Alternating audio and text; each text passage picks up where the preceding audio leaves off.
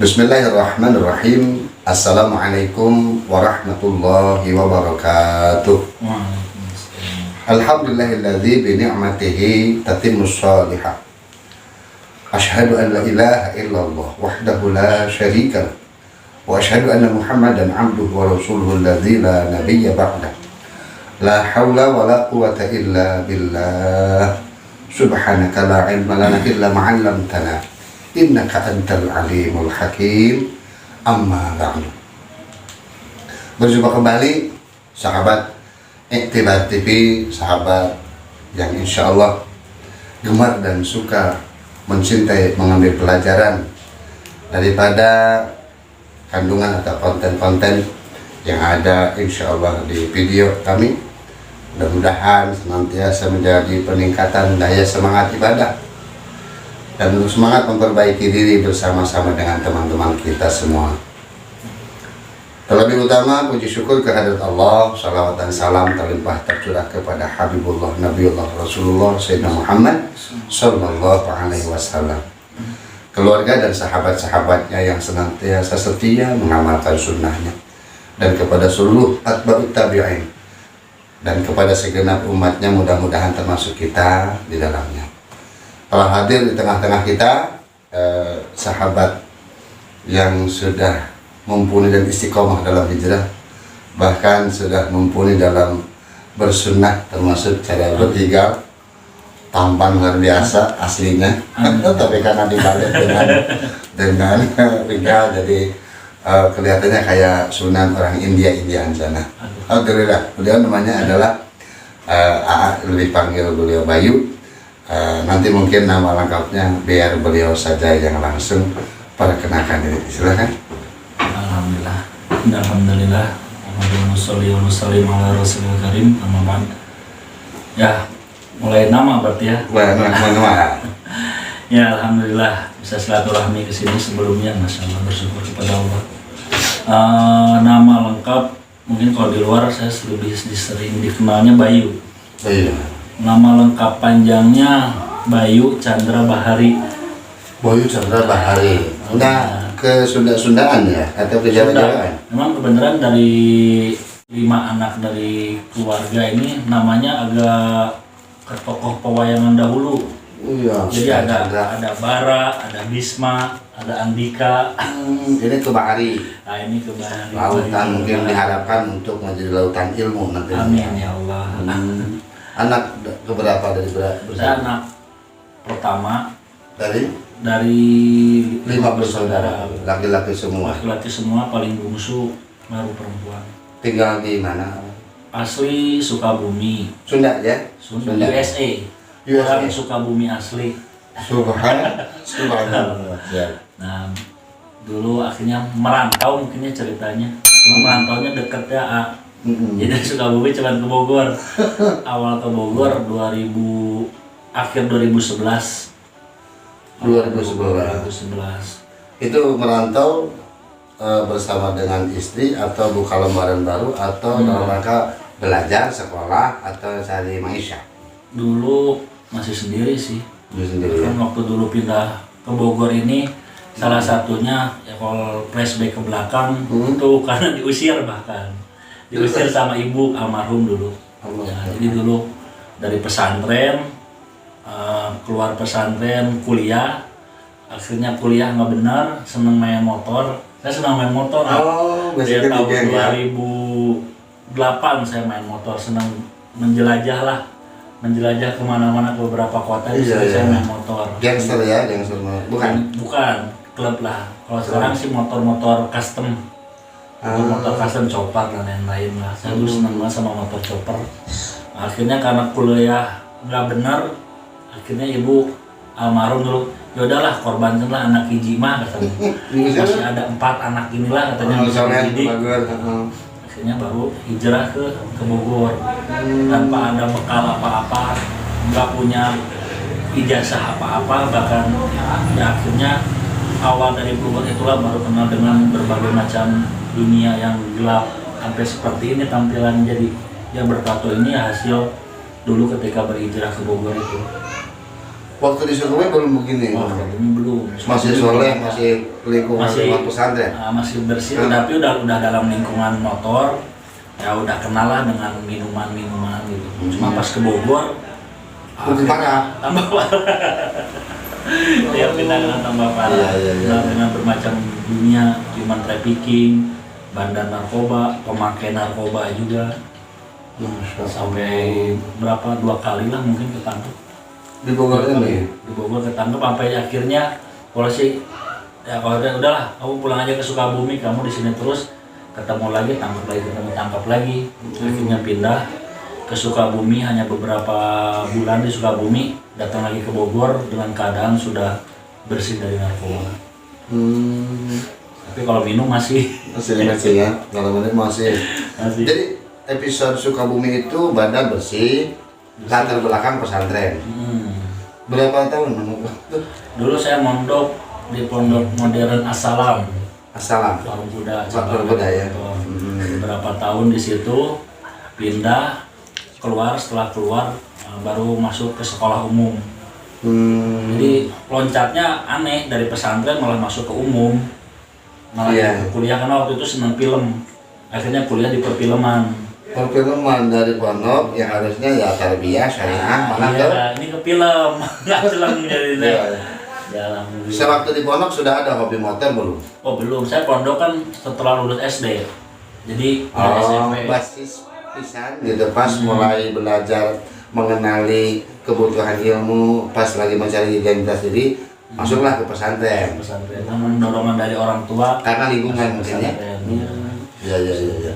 Jadi Bayu ini berbakti kriya begini, bertato lebih diakibatkan karena pergaulan atau karena lingkungan ya. Karena semasa di Sukabumi belum dialami ini dialami. Datang ke Bogor, ya kenal dengan. Di Bogor waktu itu di rumah siapa atau ada saudara? Ketika di Bogor pindah, saya ngontrak ngekos di Gunung Batu di Jalan Kesehatan. Itu 2011 awal. Iya tahu. Nah, dan akhirnya dari lingkungan situlah kenal wanita-wanita malam, akhirnya berkecimpung dalam dunia malam juga, berkecimpung dengan dunia narkoba juga. Awal mula yaitu di Bogor. Tapi secara geng kalau yang untuk bernakalnya mah di motor saja, nggak tuh yang kemana-mana sampai ada yang ngamen, ada yang terjun ke terminal, nggak ada. Nah, saya cuma dunia motor, dunia narkoba, dan dunia tato. Di situ 3 itu dengan yaitu human trafficking juga. Iya. Sampai kemana tuh perjalanan tuh? Terakhir sebelum balik lagi titik balik ini, saya ke Lombok pakai motor. Nah, saya dengan motor chopper itu. Ke Lombok. Dan itu pun sebenarnya ada satu misi waktu ketika ke Lombok ini. Jadi ketika 2017 setelah ibu meninggal tuh 1 minggu pas hari Jumat sebelum bulan Ramadan. Akhirnya ketika itu barulah pertama bulan puasa tanpa ibu, Lebaran pun tanpa ibu. Akhirnya saya ini punya pikir, bagi saya no mother no family, tidak ada ibu tidak ada keluarga bagi saya. Jadi nggak ada ruhaniyat keluarga itu tanpa adanya ibu ya hilang. Ruhnya hilang. Akhirnya Idul Fitri, sholat Id, ziarah ke makam, saya langsung berangkat ke Lombok. Bersama teman-teman sendiri tadi? Saya sendiri dalam rangka lebaran custom, salah satunya itu. Dan kedua rangka saya pengen tahu. Jadi saya punya najar ketika perjalanan sampai Lombok ini, setiap masjid, setiap azan dikumandangkan saya harus masuk ke masjid. Tapi udah belang begini? Udah belang seperti ini. Dan alhamdulillah banyak beberapa pengalaman dengan motor seperti itu. Motor kan berisik nih, motor chopper tuh berisiknya ampun lah. Tapi ketika sholat saya pengen tahu ketika masuk ke masjid gimana sih tanggapan orang melihat kalau seperti ini masuk ke masjid gitu. Dan memang banyak beberapa tanggapannya, ada orang yang pandangannya sinis, ada yang senang, ada yang tanya-tanya lah dari mana perjalanan kemana. Ada juga yang sampai ditungguin. Saya keluar semua dikunci-kunci, gerbang tutup langsung. Ya tahu lah itu. Takut ada yang hilang. Ya alhamdulillah hilang-hilangnya sholat berjamaah ditinggalkan di Bali. susah nyari masjid utama ya. Oke. Itu susah, bahkan Jumatan pun saya nggak tahu ini hari Jumat nggak ada aja, nggak ada cuma dengan musik aja kan. Nah, bagi ke Lombok udah mulai lagi karena kan kota 1000 masjid kan. Iya, udah mulai ketemu banyak sampai masjid. ke Trawangan, sampai kembali lagi ke Bogor, barulah kenal dengan usaha dakwah ini. Selama berapa hari jalan PP antara Bogor, Lombok, Bogor itu? Sebulan 10 hari. Sebulan 10 hari dengan kondisi tetap pengen tahu aja apa? Iya, pengen tahu aja, dan ternyata ada hikmahnya. Salah satunya sampai sekarang saya punya istri ini yang sekarang bercadar. Nah, ini hasil dari perjalanan Bogor sampai Lombok ini. Akhirnya oleh-olehnya bawa istri ini. Barakallah. Jangan panjang juga sih kalau diceritain masalah istri. Istri kan orang Surabaya. Setelah pulang dari Lombok, saya kan belum dalam keadaan seperti ini kayak sekarang dengan sorban dan segala macam. Datang ke rumah istri ini pertama hanya kenal. Kata saya niat buat ta'aruf, kata saya kan. bahasa pesantren. Bahasa pesantren. Datang pertama kenal pertama melihat istri, pertama ketemu keluarganya, pede aja ya, pede. Ibu, saya punya niat ibadah saya sama anak ibu. Saya kalau ada rezeki dan ada izin, saya mau menikahi anak ibu gitu kan. Akhirnya ditolak mentah-mentah. Langsung saya suruh pulang. Kasihan tuh. Orang makan nasi namanya. Terus cerita keduanya? Setahun kemudian saya punya rencana, saya ini pengen Zulhijjah ini nikah. Target. Setelah setahun nggak pernah kontak dengan yang Surabaya kan udah ditolak. Gengsi dong mau nyampe lagi. Akhirnya menjilat ludahnya sudah dibuat. Akhirnya ya setelah dari beberapa saran, beberapa ini ya dapat temu jawabannya adalah tetap condong berat ke yang di Surabaya yang nolak ini. Akhirnya satu masa saya WhatsApp, 1 bulan lagi ke bulan Zulhijjah, itu waktu itu bulan Agustus, saya mau nikah. Kalau kamu bersedia, saya punya syarat kalau nikah. Karena waktu itu saya udah ikut usaha dakwah kan.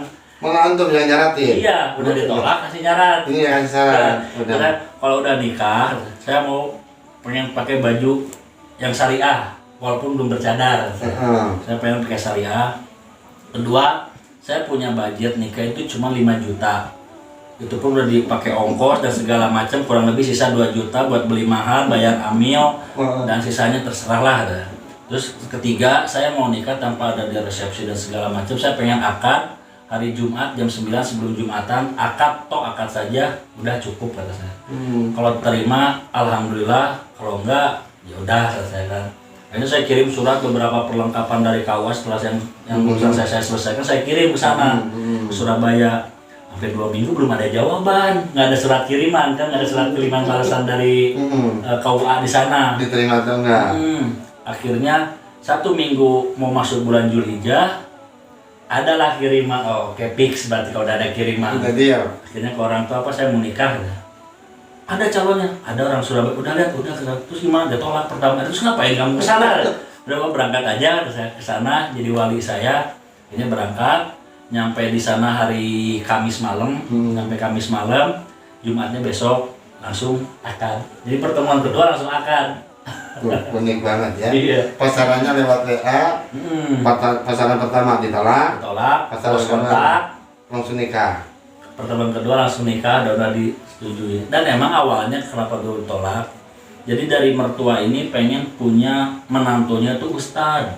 Kiai. Ustad lah yang bisa membimbing ke arah agama. Alhamdulillah.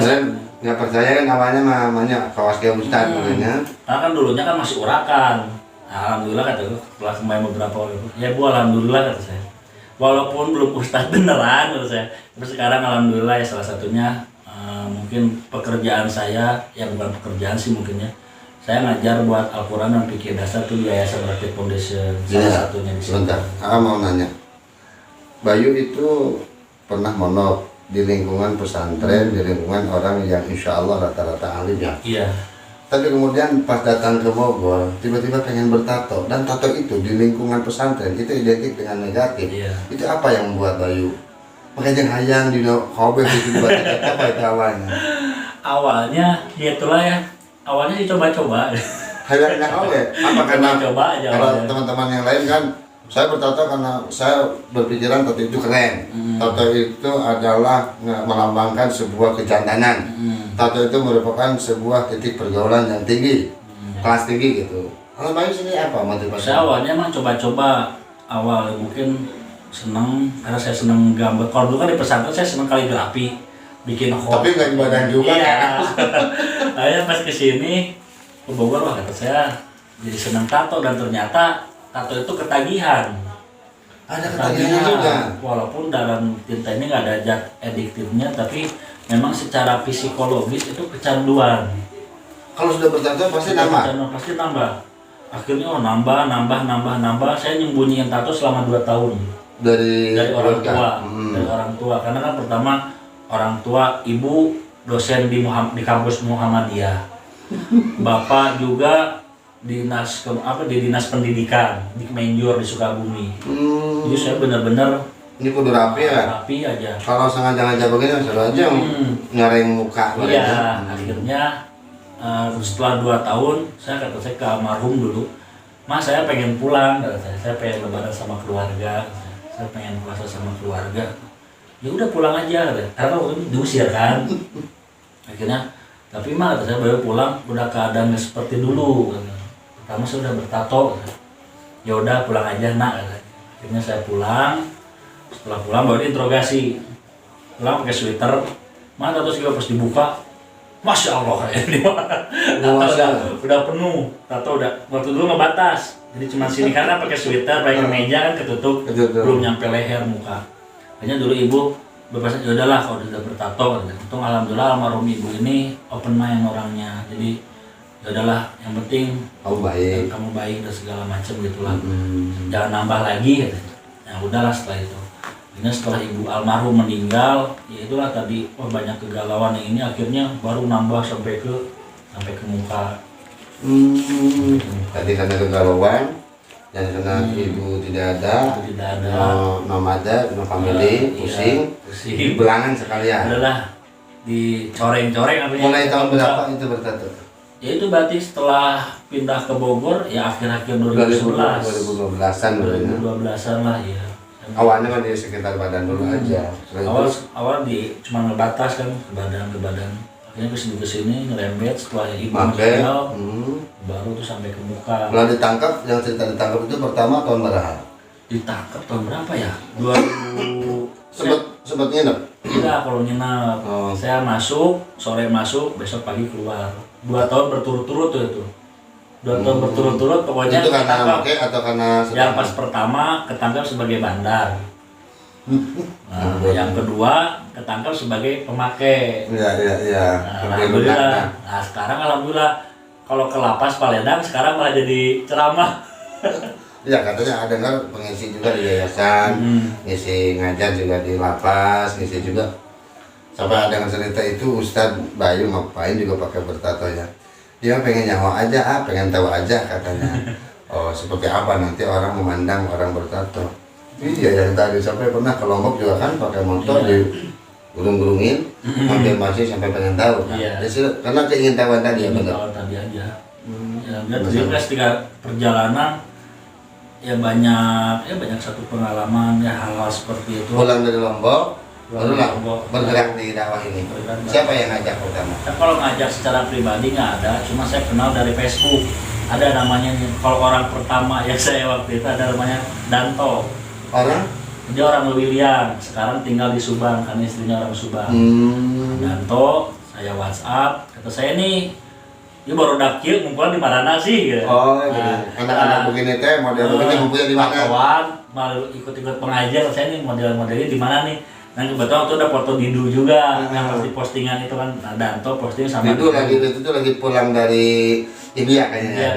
Iya. Akhirnya diajak lah di Taman Sari waktu itu di Loa, saya dikenalkan dengan ya sampai sekarang saya anggap beliau adalah orang tua saya, guru dalam dakwah juga. Itu ada Ustadz Abdul Karim. Ya sampai alhamdulillah sampai sekarang ya tetap saya masih dalam bimbingan beliau. Kalau dalam usaha dakwah 2017 nih ya. 2017. Nah, ya berarti sekarang kurang lebih udah berapa tahun lah? Udah 4 hampir ya. 3-4 tahun ya. mulai di dunia dakwah berarti fase baru mulai dibuka nih. Ya. Fase baru, fase mulai tetap masih mabok atau udah berhenti? Enggak. Nah, kalau waktu maboknya malah lucu. Jadi dulu saya kalau minum, saya sering minum ini di jam 2 Di luhur. dan punya waktu, punya jadwal. Saya kalau mabok harus pada isya. Karena jangka ke subuh lama kan. Terus saya nggak mau ninggalin sholat ini kan. Walaupun belum sholat berjamaah di masjid. Ya Allah, unik banget nih teman kita ini, Ustaz Bayu. Jadi kalau mabok harus lama waktunya biar pas sadar udah bisa sholat subuh lagi. Dan saya selalu ngajak ke teman, saya kalau dalam keadaan mabuk bangunin buat sholat subuh. Jadi kalau saya dulu mabuk, kalau minum alkohol. Itu udah hijrah atau belum? Belum. Tapi sedang merintis sholat puasa Senin Kamis kayak gitu, mulai menjalanin itu STMJT ya, sholat terus masih jalan. Jadi walaupun terus sholat saya tetap minum, cuma minumnya itu pada isya sampai subuh sampai tepar. Dan alhamdulillah kalau masjid yang menjadi sejarah bagi saya adalah Masjid Ar-Rahman. Ini Ar-Rahman apa? Pada Jati. Saya ke situ sholat subuh, rakaat pertama sujud, udah nggak bangun lagi. Bangun sama DKM tuh jam 9 jam 10. Ayo bangun, udah siang ya.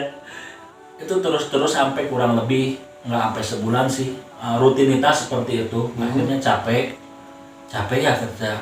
Akhirnya mengurangi minum, takarannya dikurangin. Minum masih saya takarannya saya kurangin. Akhirnya sholat subuh saya bisa full 2 rakaat. Nggak langsung tidur di tempat. Masya Allah. Saya kesini capek juga. Saya tanya ke kawan-kawan yang lain. Alhamdulillah teman-teman saya yang di pondok pesantren di grup WhatsApp. Saya masih mabok. Sholat saya diterima nggak ya? Nah, kata mereka, lu udah tahu fikihnya gimana, lu nggak usah mikirin diterima atau enggaknya lah. Udah tuh sholat aja. Ya alhamdulillah sampai akhirnya ya sholat itulah, dengan sholat seperti itu ada rutinitas. Wah capek juga ya, kita harus tiap hari subuh mandi, jam subuh mandi. Akhirnya stop lah dengan minum. Itulah asal tanha anil fahsya'i. Jadi sholat sendiri menjauhi daripada perbuatan munkar. Saking seringnya sholat, dalam kondisi itu lama-lama capek. Iya, capek. Dan setelah capek terpikir untuk mengurangi awalnya kan. Nah, kurang kan bisa berhenti. Total selama baru itu berhenti dengan segala narkoba, dan terakhir minum pun ya berhenti ya sebab dari sholat itu. Berhenti total cuman ya paling ngerokok doang bisa berhenti. Iya, kalau ngerokok nggak. Kan tadi bilang kalau ngerokok itu kepada teman-teman pun ya kita bilang berada di kondisi yang makruh. Kalau jelas statusnya ya. Kalau dilihat dari awalnya itu bisa itu subhat, tidak ada ketentuan karena tidak ada zaman. Tapi nanti kondisional juga. Kalau sekarang Bayu ngajar kan, suka ngajar kitab juga katanya ya. Kalau ngajar kitab sih bukan orang yang pasti membaca kitab. Cuman apa yang dulu pernah saya dengar ataupun yang pernah saya. Tapi referensinya punya kitab, seperti tadi ngobrol, kayaknya fardu wudu, rukun wudu, dan sering di teman-teman dakwah pernah ngobrol sama teman yang pernah keluar waktu 4 bulan kemarin, yaitu Sofyan. Beliau bilang enak kalau sama Bayu itu ke sana, jadi dia mah bisa ngobrol linier, maksudnya dimanapun dia mah bisa ngobrol, karena emang basically ya soal baca kitab dia pernah, marinya belajar ngaran pernah mah, biar aku selalu tinggi-tinggi itu pernah, setidaknya juga yang pernah meran advokasi soal segedikit nah gitu kan, makanya kalau ngobrol mana enak gitu, dengar, lihat, ya ada nilai esensi lebih, betapa pentingnya sebuah ilmu, pengalaman yang langsung mengarahkan bahwa khususnya gitu spesialis si Bayu ketika keluar itu ketemu dengan orang yang tadi tentang khutbah sampai ditutup, itu di mana itu waktu itu? Itu waktu di Kepulauan Sula. Sula ya? Ya, Kepulauan Sula itu Maluku Utara masuknya. Jadi sempat ditawarin untuk jadi imam karena Bayu mungkin lebih siap untuk itu, tapi atau menawarkan diri atau mereka yang. Kalau buat imam mungkin karena di sana tim SARA, jadi saya pun nggak terlalu banyak buat saya harus menawarkan diri. Nah, baik lagi ya sebaik-baiknya imam pun adalah orang-orang tempatan mereka gitu. Ya walaupun ketika kemarin di beberapa ketika di Ternate setelah tausiah maghrib sampai menjelang isya, kadang suka buat ditawarkan buat jadi imam. Ya walaupun awalnya tetap dengan bahasa kita ya tetap menolak ya, karena dalam usul-usul dakwah pun ya buat ini tidak dianjurkan lagi buat menjadi imam, ya itu takutnya ada kekerasan hati itu kan, udah tausiah jadi imam. Cuman kalau udah ada satu paksaan dari jamaah dan jamaahnya pun ridho buat saya sebagai imam, ya alhamdulillah saya siap buat sampai pernah jadi khutbah Jumat juga kan? Uniknya gimana cerita uniknya? Uniknya kalau di sana jadi kalau di Maluku Utara beberapa masjid yang kesultanan, jadi kalau di sana mimbar itu dihijab full, ditutup, full. Jadi ketika khutbah kita nggak bisa lihat jamaah. Jadi kalau kata mereka, kalau jamaahnya ini lihat ke yang khotibnya, itu ngantuk katanya. Itu kan dengan imam nanti ini dan teman. Dari kalau ditutup mereka semangat. Dengan beberapa orang sih pernah nanya, cuman nggak tahu asbab awalnya seperti apa. Jadi imam di sini ditutup, makmum di belakang, berarti di depan itu lihat tire dong, bukan ya, imam. Ketika khotib yang dilihat ada mimbar yang tertutup. Ya kayak Ka'bah gitu. Karena kalau imamnya ngantuk. Itu kalau kalangan nggak terima itu. Itu bisa dikerepusan itu tuh jamaah KB. Menakwa emang bunga kurang jengkol apa mantap duduk gitu. Alhamdulillah. Nah selama kita dakwah, malah rajin ngaji, rajin ngajar juga ya di yayasan. Ada nggak yang nanya, Ustaz hukumnya tato itu apa? Yang sengaja ngebalikin atau mungkin ada yang sengaja bertanya atau pengen tahu kok ada ya Ustaz istiqomah pakai ini, tapi tatonya di mana-mana itu gimana? Ada nggak yang ngorek sampai ke sana? Banyak sih, khususnya kalau di yayasan, mungkin kalau buat kita sebutnya residen. Nah, jadi kalau di yayasan ketika dikenalin malah ke orang tuanya, oh ini loh Ustadz yang ngajar ngajinya. Gimana? Waduh. Sian apa ruas? Banyaknya ruas. Ya tapi alhamdulillah di residen yang saya ya kalau di situlah yang saya ada di situ, alhamdulillah kemajuan mereka udah pada buat semangat. Jadi yang pertama mengangkat jazbah mereka ini buat mau berbuat lebih baik lagi, salah satunya mau beramal lagi ya, dengan saya sebagai sampel, saya sering sampaikan ke mereka, kita ini hidup punya filosofi seperti kupu-kupu. Dulu adalah sesuatu ulat yang menjijikan, merugikan. Ketika dikepompong, dalam kepompong tertutup dengan dunia luar, tidak makan dan tidak minum selain dan macam-macamnya. Tapi ketika keluar, si kepompong ini menjadi kupu-kupu, sesuatu yang indah. Nah, saya sering ngasih ke mereka, walaupun mereka ini di tempat rehab, terputus dari dunia luar, nggak bisa keluar dan segala macam. Dan kita akui, namanya pemakai narkoba itu nggak ada yang menguntungkan. Dan semua buruk, negatif semua. Kalian dulu ketika pakai narkoba, kalian ada sesuatu yang menjijikan, sesuatu yang merugikan.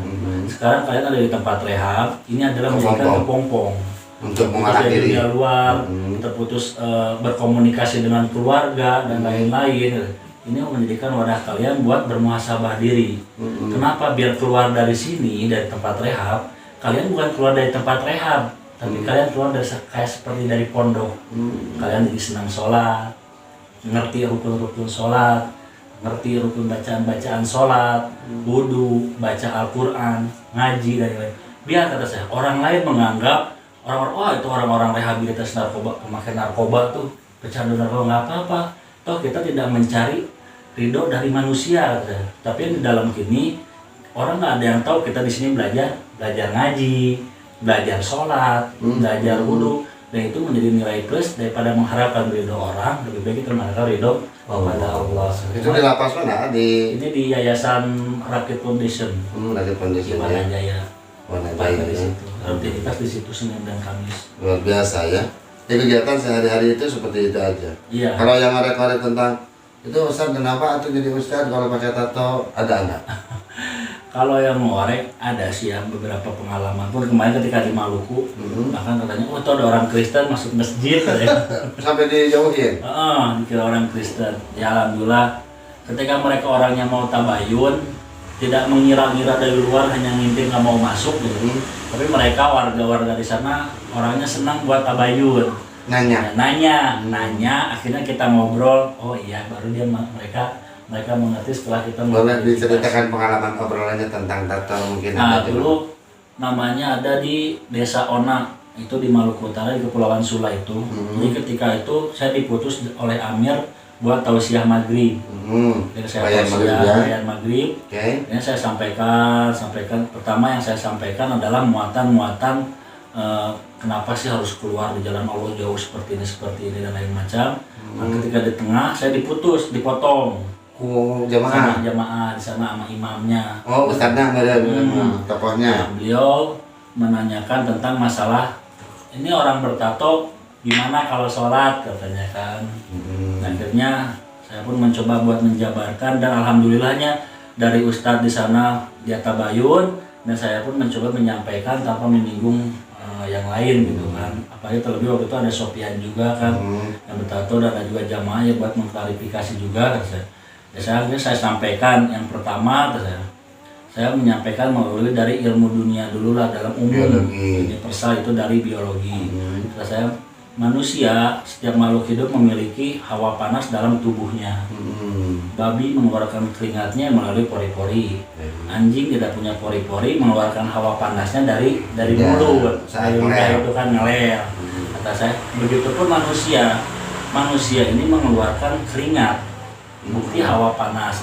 Saya hari ini kata saya di Ona itu kan cuacanya panas di sana. Dan saya pun masih keringatan. Berarti saya mengeluarkan hawa panas melalui pori-pori dengan keringat. Saya keringat ini keluar dari pori-pori. Nah, kalau dibalikan dengan perkara agama, dalam kitab Sabil Najah pun sama, saya sering menyampaikan dalam rukun wudu, dalam syarat wudu, bahkan dalam syarat wudu pun tidak ada yang menjadikan tato ini satu amayam namu hanya usul lemahnya tidak basarati.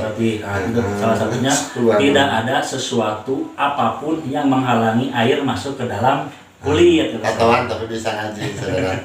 Nah, saya sama itu yang pertama dan nggak ada. Kata saya, alhamdulillah kata saya masih berkeringat. Berarti secara otomatis keringat ini keluar dari pori-pori. Kalau mengambil dari rukun dari syarat wudu, air masih masuk ke dalam pori-pori. Kenapa? Karena air dari dalam pun bisa keluar melalui pori-pori. Secara otomatis air dari luar pun akan masuk ke dalam pori-pori. Kata saya itu satu berarti tidak menghalangi saya buat mandi besar kah, mandi janabah kah, ataupun wudu. Saya tidak menghalangi. Yang penting syarat dan rukunnya itu sudah terlaksanakan. Apa yang menjadi fardunya, apa yang menjadi syaratnya. Kalau yang mencegah datangnya air ke kulit itu seperti cat mungkin, lilin, kutek. Jadi saya kalau asli bilang, gimana itu Pak hukumnya salat atau wudu yang bertato? Karena bilang tintanya di bawah kulit, yang harus sampai itu adalah ke kulit bukan ke bawahnya. Gitu aja simpelnya. Jadi selama tato itu di dalam, bukan tato luar. Karena kalau tato luar kan kutek kan. Batal, tidak sah wudunya. Tapi kalau tatonya sudah di dalam, yang dirajut itu, yang itu sudah di dalam. Dan wajibnya nyampe air itu cuma ke kulit, bukan ke tulang. Iya, sama aja kan. Hanya tadi misalnya kalau Bayu lebih ke dari itu sudah lebih enak. Pengalaman untuk pertanyaan tentang seputar tato ya. Mungkin kalau lihat orang tato, tapi sekarang lihat tanya Ustaz, ada yang ngira-ngira kayak tadi kayak dulunya kayak apa nih orang sampai belang begini, terus sekarang kok pakai imamahnya udah bagus, sudah kayak ulama gitu kan, terus cara ngobrolnya pun penuh dengan tuntunan. Itu gimana cara melupakan masa lalu yang terlalu mungkin kotor gitu. Ya. Kalau bagi saya pun sama ya, karena kegiatan banyak dengan orang-orang yang background seperti saya, sering menguatkan kepada mereka. Kata saya, setiap manusia punya masa lalu yang kelam, ataupun yang haram lah, ataupun yang tidak suci lah, ataupun kehidupannya seperti apa. Kata saya, kehidupan di masa depan saya dan kita semua ini masih suci, masih bersih. Tidak ada yang tahu itu. Tergantung diri kitanya mau merubah itu menjadi sesuatu yang baik, ataukah merubahnya lagi tetap dalam keadaan hitam seperti dulu. Imam Syafi'i itu berkata ya, kalau ingatkan Imam Syafi'i, jadi masa lalu itu adalah masa yang sudah dilalui walaupun kotor, tapi masa akan itu masa yang masih suci. Tergantung sekarang kamu mewarnai kan gitu. Mau mewarnainya dengan tetap suci, apakah mewarnai tetap seperti kehidupan di masa lalu? Ya baik-baik tadi. Kalau kalian udah tahu ulat ini menjijikan, sekarang kalian udah dikepompong dan sudah menjadi kupu-kupu. Kalau misalkan menjadi lagi buat jadi kembali seperti ulat, kata saya kalian akal dan otaknya tidak lebih rendah dari seekor ular. Jadi kata gue harus berbuat menjadi lebih baik. Harus lebih jos lagi ya. Iya. Insya Allah, tabarakallah. Nah sekarang rencana ke depan selain ngajar dan pernah sering imam juga di Masjid MBR ya. Kalau buat imam sih saya nggak ngambil rutin. Tanya kalau misalkan emang imam-imam yang sudah dimusyawarahkan. Imam berstok masih ada. Ya, saya ambil. Ya sama dengan jadi kelas cadangan kita di bangku cadangan aja. Kalau yang di lain misalkan sudah pada nggak ada baru kita. Ya. Kalau dari dorong-dorong, kalau berubah nggak salah. Masya Allah. Jadi makmum aja. Ya. Kegiatan sehari-hari apa aja dengan kondisi? Kalau kegiatan ya mungkin itulah Senin pada asar saya ngajar di yayasan sampai maghrib.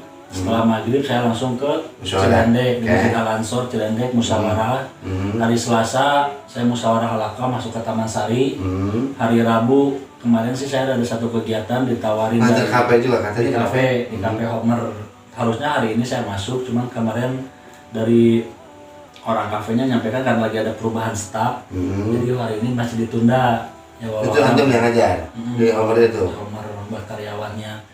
Ya hari Kamis saya kembali lagi ngajar di yayasan sampai maghrib, baru setelah maghrib biasa ke Masjid Al-Ansor buat malam markas Abu Jari Jumatan di Jumat, Sabtu, Ahad baru nyantai. Nah, mau istiqomah pakai udang ya, Bayu mau pakai. Insya Allah. Ya. Dan itu awalnya ada yang mengijazahkan. Siapa yang mengijazahkan ini? Saya kalau yang mengijazahkan setelah ini belum, karena kemarin udah beberapa ketemu dengan Abai, salah satunya Habib Abdullah Mansur waktu itu ketemu silaturahmi. Karena beliau nggak pakai udang jadi belum mengijazahkannya. Jadi beliau tunggu, yaudah antar antum nunggulah kalau misalkan nanti saya ketemu dengan yang udah ada Habib yang udah pakai udang, pakai mama, saya WhatsApp antum, kita datang dan minta ijazah. Iya. Alhamdulillah. Jadi pakai udang itu tanda-tanda kesolehan ya, dan benar-benar istiqomah kan.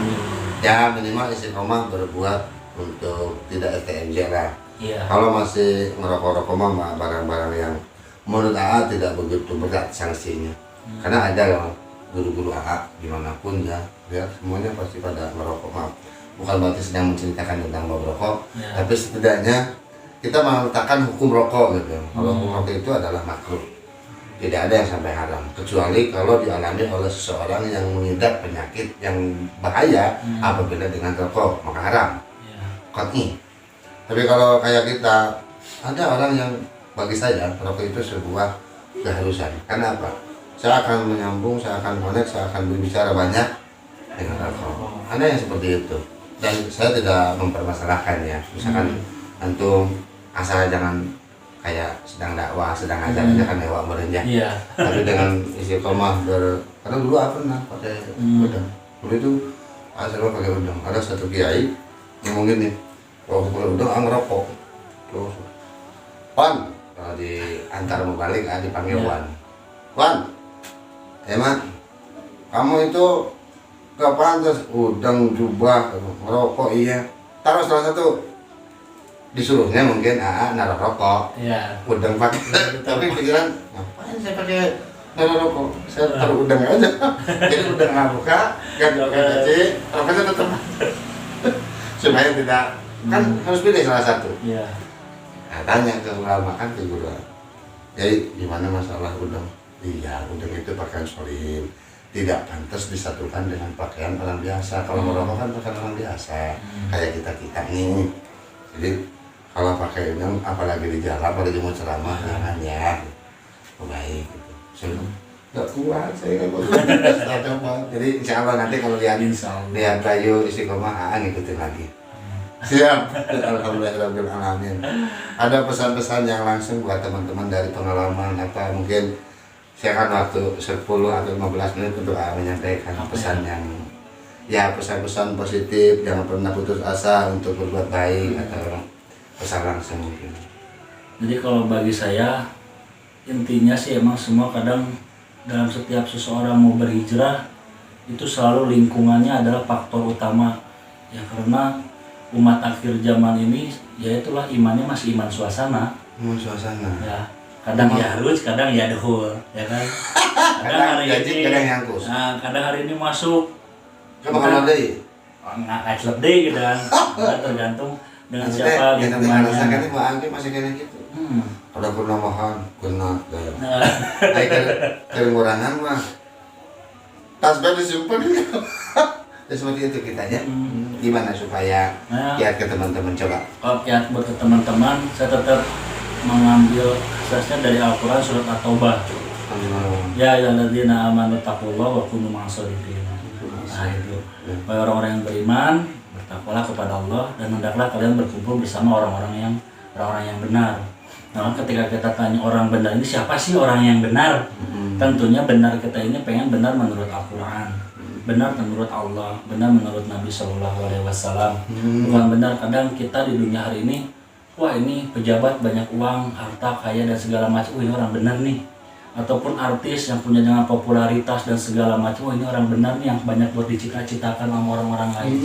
Jadi bagi saya, siapa mereka orang-orang yang benar, maka pernah baca dalam Ibnu Katsir dan Ibnu Katsir ada satu jawaban dalam Quran itu surat Al-Hujurat ayat 15 kalau baris ke-8 kalau jadi kata Allah innamal mu'minuna alladzina amanu billahi wa rasulih tsumma lam yartabu wa jahadu bi amwalihim wa anfusihim fisabilillah ulaika humus shadiqun.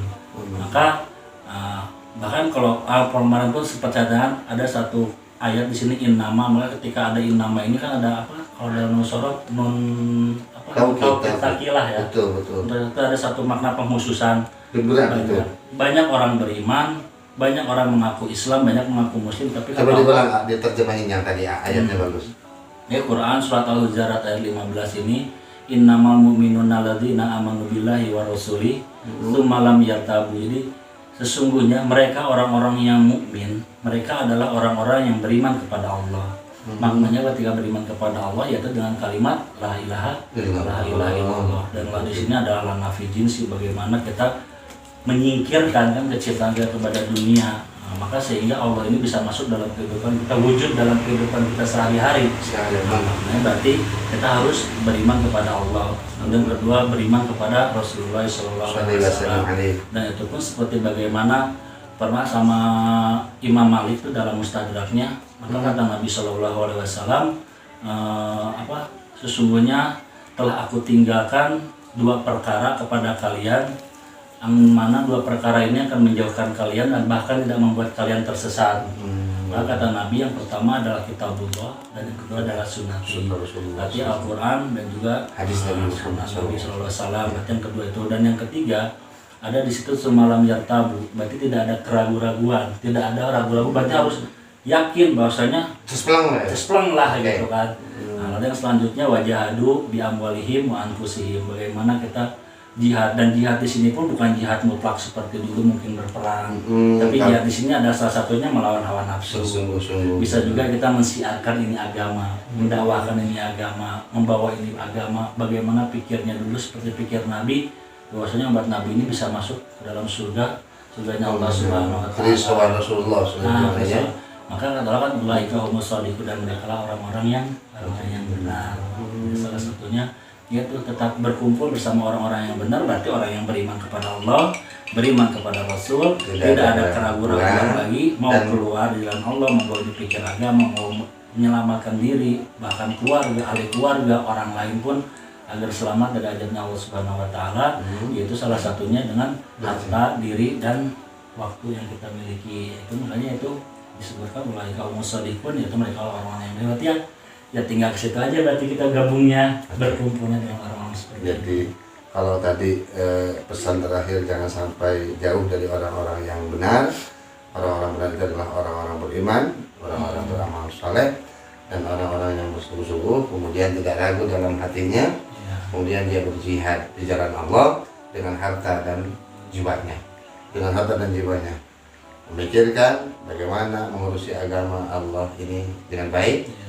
Dengan cara apa? Dengan cara lisan kalau bisa, dengan cara harta kalau ada, dengan cara jiwa kalau dia harus bisa.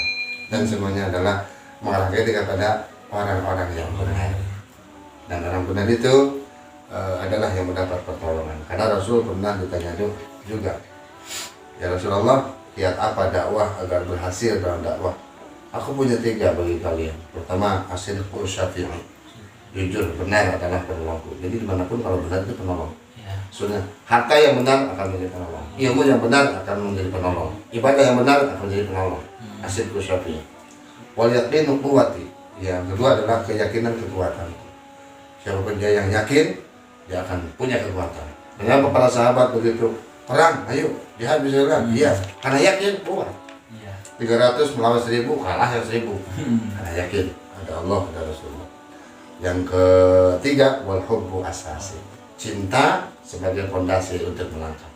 Jadi apa yang disampaikan, apa yang dipesan oleh Kang Bayu tadi hanyalah cinta untuk teman-teman sebagai ini hidayah, hadiah itu sebagai kado pernikahan untuk teman-teman, kado kehidupan sebagai persembahan. Jadi ketika para kiai, para asatid, Kang Bayu dan semuanya mengajak kepada kebaikan, kepada semuanya, kepada kita, kepada para sahabat tiba dimanapun, intinya dia sedang menyuguhkan hadiah terindah, kado yang paling baik untuk kita bawa dunia kebaikan dan selamat di akhirat. Masya Allah, luar biasa berbobot dan sangat bermakna sekali obrolan kita kali ini bersama Ustaz Bayu.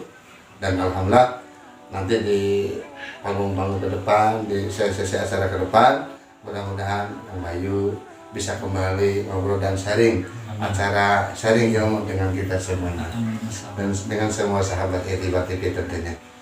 Terima kasih dan kami ucapkan mohon maaf lahir dan batin apabila ada benar itu dari Allah, kesalahan dan kehilafan semata-mata dari kami. Khudh ma syafa wada' makadar. Ambil baiknya, sampaikan keburukannya. Kami adalah manusia biasa yang sering salah, lupa dan dosa. Assalamualaikum warahmatullahi wabarakatuh. Waalaikumsalam.